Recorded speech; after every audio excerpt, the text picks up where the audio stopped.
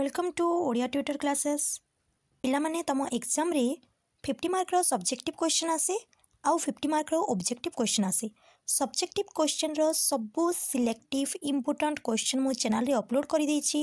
Subject wise अछि पिले तमे देखि देबो। आज आमे तम ऑब्जेक्टिव 50 मार्क पई प्रैक्टिस करबा।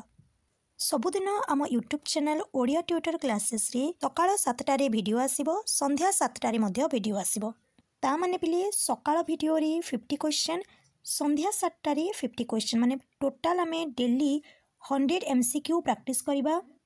ता सह मझी मझी रे तम पई मु गोटे गोटे क्वेश्चन आनिछि। सेही क्वेश्चन रो आंसर तमे कमेंट बॉक्स रे जणाइबो। मु समस्तंकर कमेंट पढे पिले रिप्लाई मध्ये करे।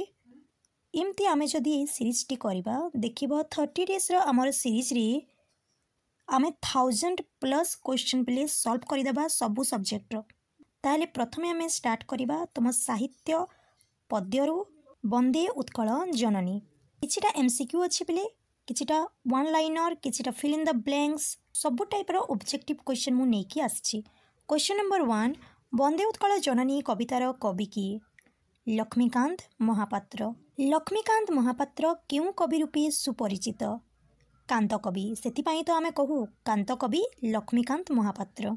वंदे उत्कल जननी डैश रो एक मनोज्ञकृत देशात्म भावना। वंदे उत्कल जननी ओडिशा सरकारक द्वारा क्यों मसीहारे राज्य संगीतर मान्यता लाभ करिछि? 1920। प्रकृति परिशोभित उत्कल जननीक डैश सुंदर हस ओ भाषा। कवि बारंबार काहार वंदना करिछंती? उत्कल जननी। पूत डैश विधौत शरीरा पयोधी। उत्कलर तट प्रदेश क्यों वृक्षराजी रे सुशोभित? ताल ओ तमाल। समुद्रर पवित्र जलधारा उत्कल जननीक डैश को धोई दिए शरीर। उत्कलर डैश जलधारण करितिबा नदी तटरे शीतल पवन प्रवाहित होइथाय स्वच्छ। उत्कल जननीर शरीर क्योंथिरे परिशोभित? घंचवन। नील डैश तरंग आकार रे प्रकाश पाइथाय नील समुद्र। उत्कल जननीक आकाश सुंदर डैश कलकल भावरी मुखरित होइथाय पक्षीमानक कलकल भावरी मुखरित होइथाय। उत्कलर शस्य क्षेत्र सुंदर डैश रे परिपूर्ण धान। उत्कलर चक्षु डैश प्रदर्शन रे उद्भासित ज्ञान विज्ञान। उत्कलर मंदिर डैश द्वारा सुशोभित चारुकला। अनेक पुण्य डैश रे उत्कल प्रदेश परिपूर्ण तीर्थ। बहु वीर योद्धांकर डैश उत्कल बासभूमि। प्रथम पद्य पिले तम सरीगला। सेकेंड पद्य देखिबा आमे भीमंक सिंहनाद रड़ी। शिव केउ रूप धारण करी सिंहनाद कली प्रलय हुई? भैरव रूप। केउ दैत्य कैलास उपाड़ी नेउथिला? अश्लेष दैत्य। दुर्योधन केउठारे लुचिथिला? व्यास सरोवर रे। पिले आसीगला तमरो होमवर्क। तमे एई क्वेश्चन रो आंसर कमेंट जणैबो। मु समस्तंकर कमेंट पढुछि पिले रिप्लाई मध्ये करूछि। पांडव सुंदर एई जो अछि शब्द ताहा केउ पांडवंक पई व्यवहार करा जाइछि तमे कमेंट बॉक्स रे जणैबो। मानगोविंद की? दुर्योधन। कहार अन्य नाम शूलधर? शिव। Next homework. केते बार सिंहनाद रड़ी सहितले दुर्योधन अमर होइथांता? काहा जोगु व्रती थिले बोली पार्वती त्रिलोचनंकु कहिछंती? पांडवंक जोगु।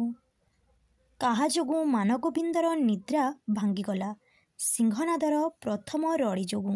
सिंहनादर द्वितीय रड़ी रे आकाश केते लक्ष योजना पर्यंत कंपी उठिला?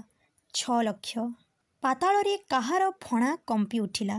अनंतनागर। दुर्योधन को बेनी भुजरे किए आक्रोशी धरिथिले? कमला, ता माने मां लक्ष्मी। केउ राजा कमलांक हाथ को ठेली देले? मानगोविंद। तृतीय पद्य हैला राघवंक लंका यात्रानुकूल। क्वेश्चन 1, कहा को संतुष्ट करिबा पई राघव अनशन करी कुशसज्जारे शयन करिथिले? वरुण देवता। राघवंक लंका यात्रानुकूल कविताटी केउ काव्यर अंशविशेष? वैदेहीश विलास। होमवर्क आसीगला पिले। सुकासारण केउ रूप धरी विभीषण ओ अंगदंक निकटकू जाइथिले? कमेंट रे जणैबो। क्वेश्चन 3, रावणर वार्ता नहीं अंगद निकटकू किए आसीथिले? सुक सारण। ବରୁଣଙ୍କୁ ପ୍ରସନ୍ନ କରିବା ପାଇଁ ରାମଚନ୍ଦ୍ର କେଉଁ ଶଯ୍ୟାରେ ଶୟନ କରିଥିଲେ? କୁଶ ଶଯ୍ୟା। ଜ୍ୟେଷ୍ଠ ଭ୍ରାତା କାହା ସହ ତୁଳନୀୟ? ଜ୍ୟେଷ୍ଠ ଭ୍ରାତା ପିତାଙ୍କ ସହ ତୁଳନୀୟ। Next homework. ରାଘବଙ୍କ ଲଙ୍କା ଯାତ୍ରାନୁକୂଳ କବିତାଟି ବୈଦେହୀଶ ବିଳାସ କାବ୍ୟର କେତେତମ ଛାନ୍ଦରୁ ଆନିତ? କବିତାରେ ବିଂଶତି କର ବୋଲି କବି କାହାକୁ କହିଛନ୍ତି? ରାବଣ। ଅଙ୍ଗଦଙ୍କ ଶକ୍ତ ଚାପୁଡ଼ା ପ୍ରହାର କିପରି ଭୟଙ୍କର ଥିଲା ବୋଲି ମନ୍ତ୍ରୀଦ୍ୱୟ ବର୍ଣ୍ଣନା କଲେ? ଅଙ୍ଗଦଙ୍କ ଶକ୍ତ ଚାପୁଡ଼ା ବଜ୍ରଠାରୁ ଭୟଙ୍କର ଥିଲା ବୋଲି ମନ୍ତ୍ରୀଦ୍ୱୟ ବର୍ଣ୍ଣନା କରିଥିଲେ। ବୈଦେହୀଶ ବିଳାସ କାବ୍ୟ କେତେ ଛାନ୍ଦ ବିଶିଷ୍ଟ? 52। ଆଜି ପାଇଁ ଏତିକି ଥିଲା ପିଲେ। ଏହାର ପାର୍ଟ 2 ମାନେ ପଦ୍ୟର ଆଉ ଯାହା ବି ରହିଯାଇଛି ତମର ସେକେଣ୍ଡ ପାର୍ଟ, ତା ମାନେ ଆଜି ସନ୍ଧ୍ୟା 7 PM ଆସିବ। କେହି ବି ଭୁଲିବନି ପିଲେ, ସମସ୍ତେ ଜଏନ୍ କରିବ, ଭିଡ଼ିଓଟି ଲାଇକ୍ କରିବ, ତୁମ ସାଙ୍ଗମାନଙ୍କ ସହ ସେୟାର କରିବ।